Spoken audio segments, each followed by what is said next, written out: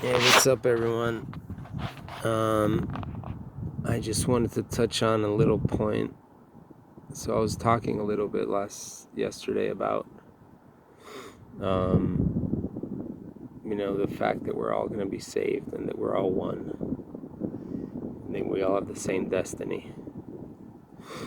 And that we're all, one unit heading in one direction, and we're going to get there together. We're all in this boat together. But there is a definite way, like you can't just do anything and expect the benefits of, spiritual salvation. You do it. There's a definite way to our redemption, to our salvation, to our way home, and that is through choice and through love and through there's a definite process that we have to go through, each of us as individuals, which the new era is going to begin, an era of cultural awakening, where there's like a tipping point, where not just a select few people know this knowledge, but a great many people know of this knowledge. And so that's coming soon in the new era. With the availability of technology, information is spreading a lot quicker throughout cultures throughout the world, and we're all becoming one culture. Previously, we were isolated in different cultures without much contact amongst the cultures, and there was a lot of ignorance. Propaganda was easily spread. You could easily tell lies, and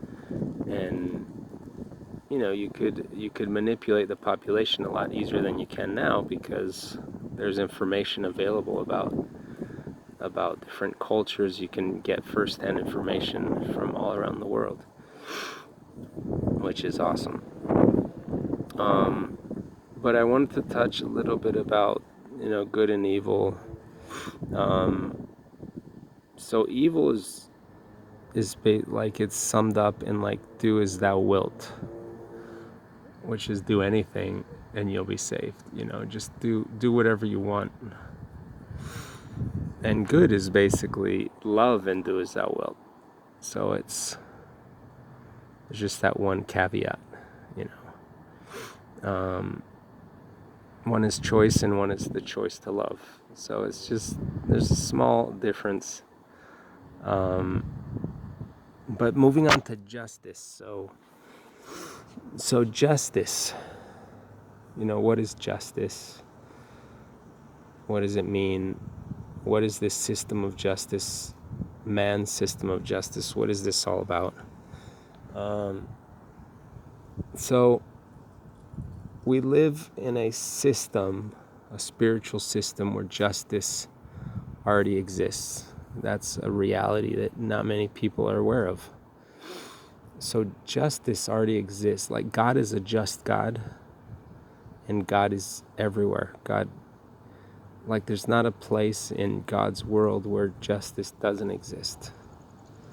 And that's one of the hardest things to understand, because there's so much apparent injustice everywhere.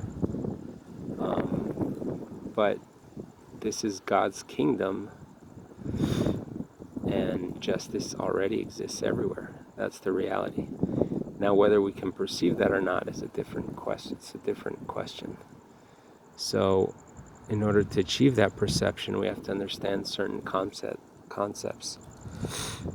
And one of the basic concepts is, so how does justice exist everywhere? How does that happen? And it's the basic rule of, karma, of whatever you want to call it, but it's just whatever you do to others, you do to yourself. So whatever you do to the external world, you do to the internal world, and vice versa. Whatever you do to the internal world, you do to the external world. There's a transparency there, and it's instant. It's not like karma's going to happen later. Like if you do something now, karma will happen later on, something bad will happen to you. It's just like the tree that we talked about. It's like a seed in a plant growing, and then the fruit, the giving off of fruit. Whatever seed you're creating in your mind and in your spirit on a daily, on a minute by minute basis, you're constantly generating whatever you're creating. You're a creator whether you like it or not. So whatever you're generating, that's what you're getting.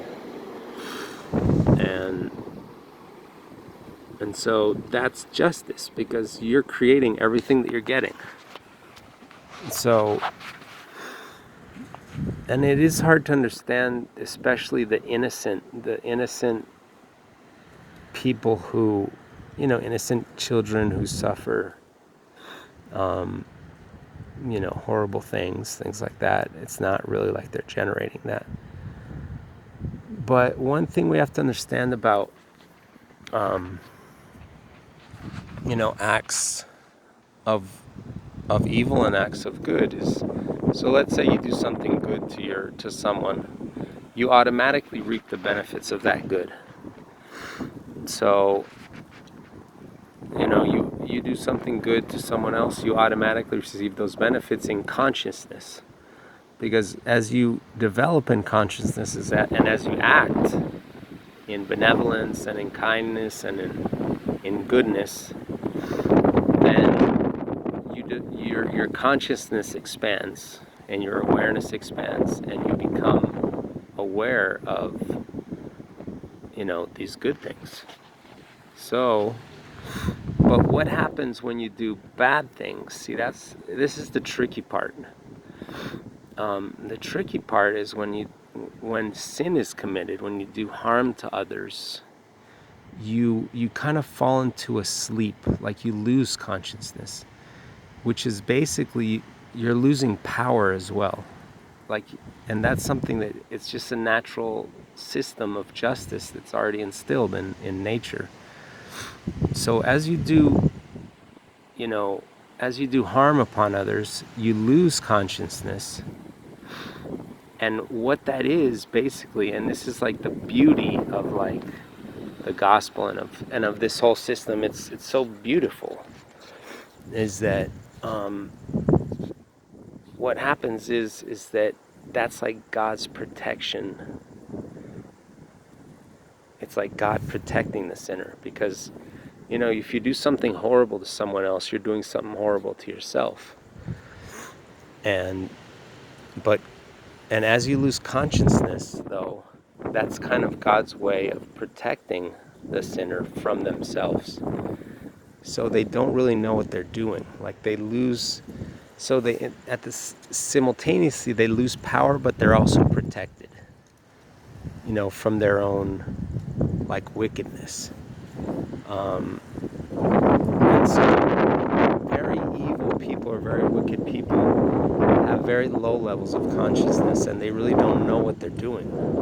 Like they don't, if they knew what they were doing, actually doing or causing, the harm that they were causing, they would never do it.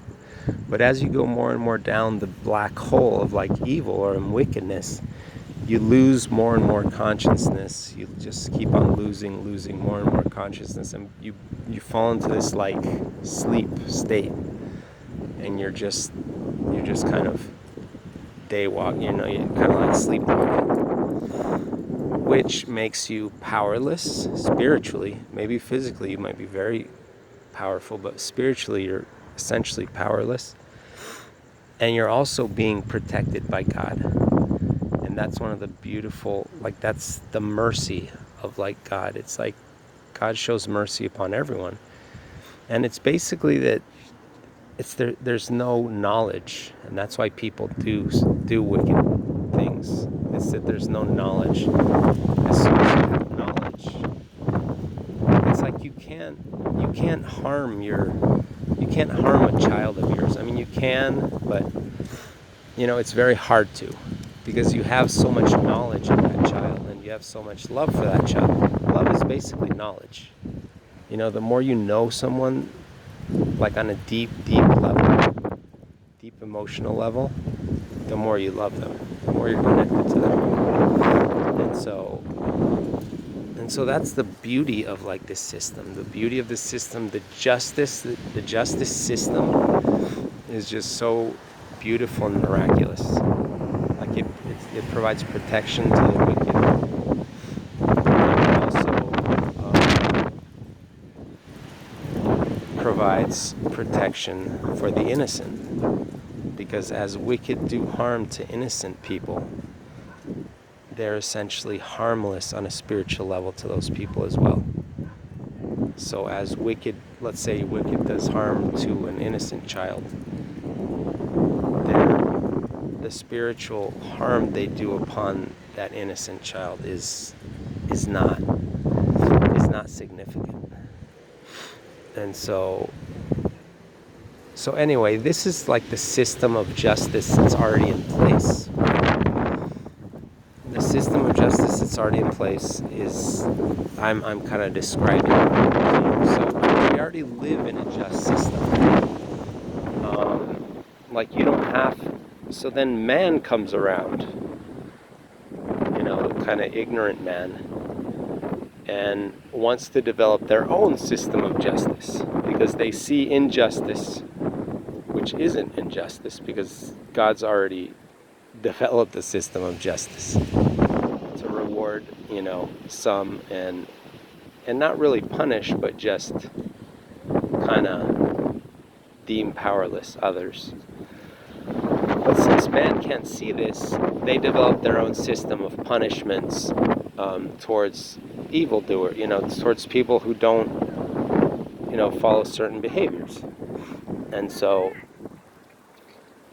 what happens? Let me just change the settings here.